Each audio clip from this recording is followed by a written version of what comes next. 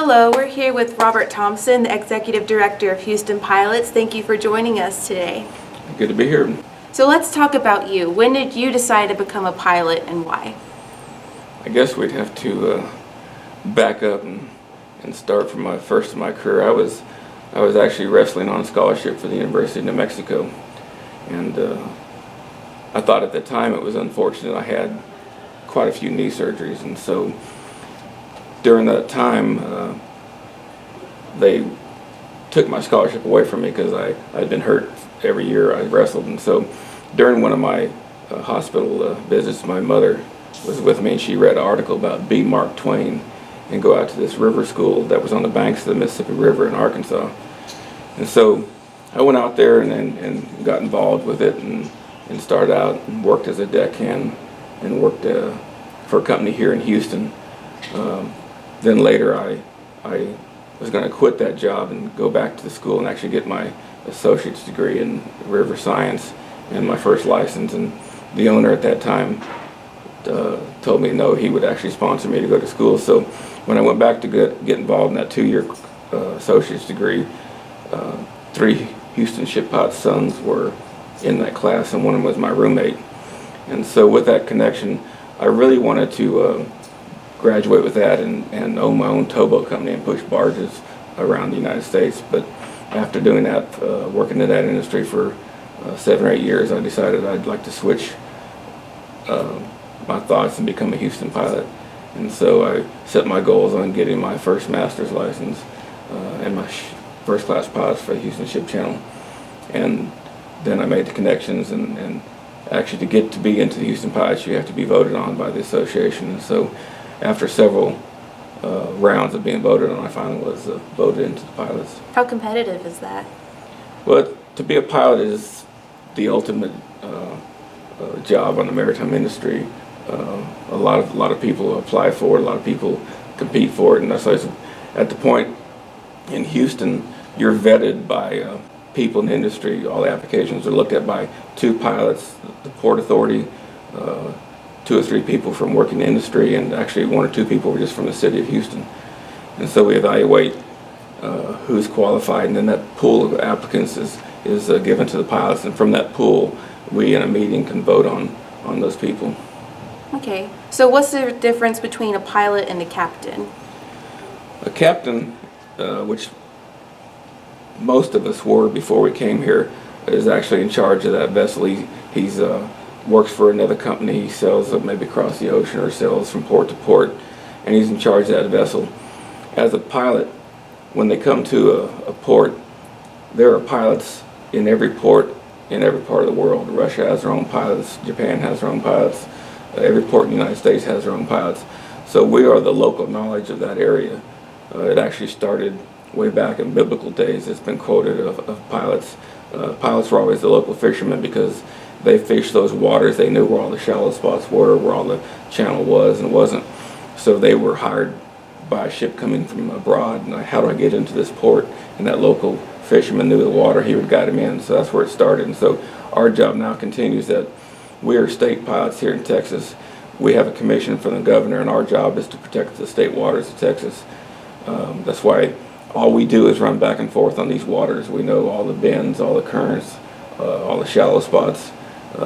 There's also the fact that what makes Houston so great is we're two-way traffic. We actually meet traffic in this, it was a 400-foot channel, now it's widened to 535 feet, but we actually meet vessels of 900 feet long by 160 feet wide.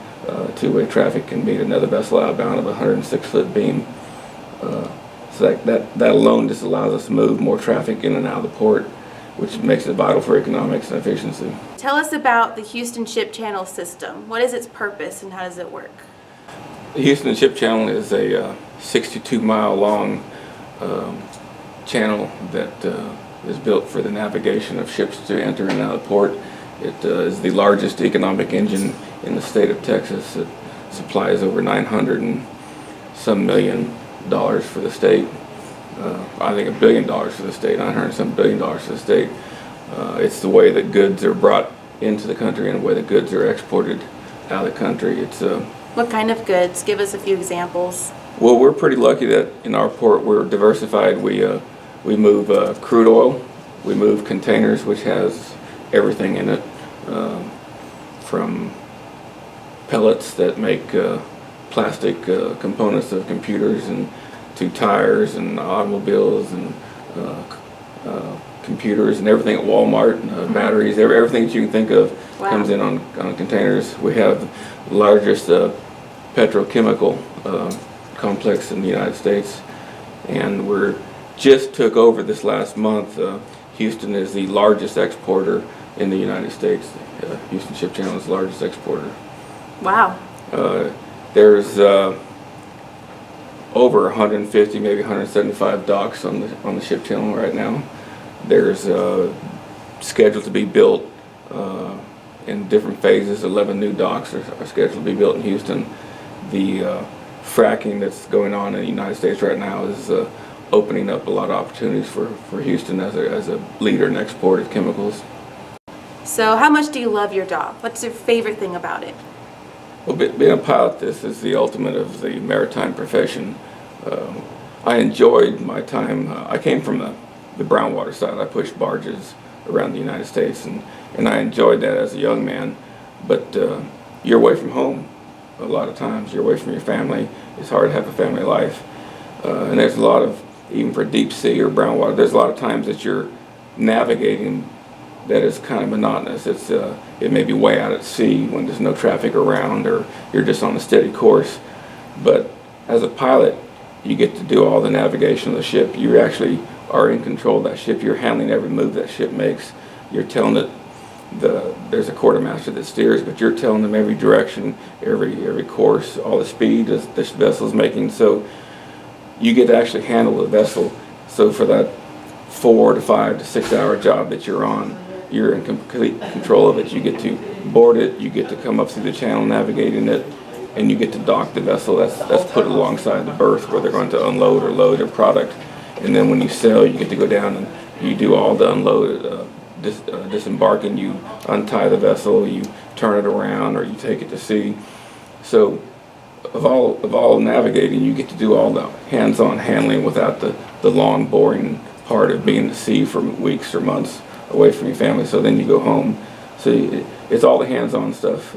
You like the control. It's everything that you become a mariner for, is to maneuver the vessel, to maneuver the ship. That's all this job curtails, is all the handling and maneuvering. What kind of special training or certification do you need to become a pilot? For Houston, we take from the industry. We would like you to go out and get your degree from one of the maritime universities in the United States. There's A&M, there's Kings Point, there's Mass Maritime, and then we diversify. There's two sections of people we take from. There's the deep sea, which we call blue water, and that's the people that work on the ships, and then there's the brown water segment of navigators that we take also. They're the ones that work inshore on the push boats and barges or the harbor tugs, and we feel that the combination of both these expertise, the deep sea and the brown water, make a very good pilot unit. And as a blue water deep sea, you have to have at least a third mate license with 6 years experience on it. And from the brown water side, you have to have a master of 1,600 gross ton license. And these are all Coast Guard license. You have to go and take your test from the Coast Guard, and then you come here. And once you're accepted by the Houston pilots, it's a 3-year training period of on-the-job training where you ride with somebody, for another pilot, for 6 months, and then after that you're turned loose on your own on smaller ships, and as the months go on you progress to larger ships month by month. Tell us about women in the industry. How many women have applied as a pilot? Well, in Houston we have 3 women pilots right now, and I think that as history of working on vessels, it's a very hard, demanding job. I'm not sure that it was offered to our young women years ago that they could actually come out and do this, but we see more and more of them entered into the field, coming out of high school into these college universities, and it is a good opportunity for them. It's opening up, but it is a very difficult and demanding job. you have to at least have 6 years service on your license to be a pilot, and that kind of dedication for a man or a woman is very demanding nowadays. It's not like it was before, where it's a little bit more freedom on the vessels because everything is so strict and stringent. Safety is utmost importance. The companies are all getting more professional, and the time and task on the ship is very stressful, demanding. The free time is not like it was years ago. A person might go to sea years ago and be on a ship for a year at a time. That was a contract, but at least when they got to different ports, they were allowed more freedom to get off and stay in port and have more life. The demand of industry, because of efficiencies, the ships no longer stay 6, 7, 8 days in port. They're in and out of port maybe in 24 hours. And so the time, most of your time is spent when you're working on these vessels is purely on that vessel for 3 months at a time. It's great when you're off, there's 3 months off, but the 3 months that you're on is very, very demanding, very stressful. So as stringent and as stressful as this job is, do they have these same expectations for men and women? And that's true too. The job doesn't vary because you're a man or a woman. The duties of the job that you would be a deck officer on a vessel is the same when you're a man or woman, whether it's carrying a heavy piece of equipment, or whether it's life-saving, launching a lifeboat, or whether it's firefighting. They have the same demands whether you're men or women. And so it is a very, very physical job to be a deck officer. Okay, so like this is what the job entails, you know, take it or leave it. Yeah, and it's probably the same as it is in firefighting and policemen and all that. I think society today, young women are learning that those jobs are available for them, and it's not an entry-level position to be a pilot. So if you want to go through the career, come out of high school into college, into that field and work your way in that field and put up with all the stress and the physical requirements, then you have the shot to be a pilot. What would you tell someone who's in high school or is undecided in college? What would they do now if they want to be a pilot in the future? In Houston, we started 4 years ago. We got involved with a lot of other companies in Houston and started a maritime high school that's actually in 2 high schools in the HISD, and Deer Park has one. And from there, right now we're working with San Jacinto College to have a 2-year associate's degree where you can carry on and stay in the marine field. It's geared more towards the brownwater side. It's actually even geared towards, there's all kinds of avenues that are in the maritime field, and not everybody wants to be on the water and work on the water, but these schools are geared to educate you and let you see all the fields, whether it's an agent for a ship who handles the paperwork, or it's a stevedore who handles unloading the ship, or if you all go all the way and you want to actually work on the ship and be a navigating officer on a vessel. That can help you. The biggest thing for us is that because it's a Coast Guard license and everything, they take nothing but the best. You cannot have any DUIs or any kind of arrest on your record. One thing I should back up and say, we are state pilots. We get a commission from the governor of the state of Texas once you actually become a pilot, and that background search will any of those felonies or DUIs will disqualify you for the job. I guess at this time I would just like to encourage young people to get into the field of maritime career. There's a great opportunity that's going on in Houston right now. The discovery, like I mentioned before, the fracking that's going on in the United States, that's bringing all the natural gas and all the crude oil in abundance to the country, is finding its way to all the ports down here, especially in the Gulf Coast. We are expected to boom our business, probably double our business over the next 20, 25 years. There will be a job mecca in Houston that is unfounded in the last 100 years probably. There'll be all types of avenues of work that not only the mariner, but the people that work on the ship channel, the people that work at the docks, the people that supply the ships.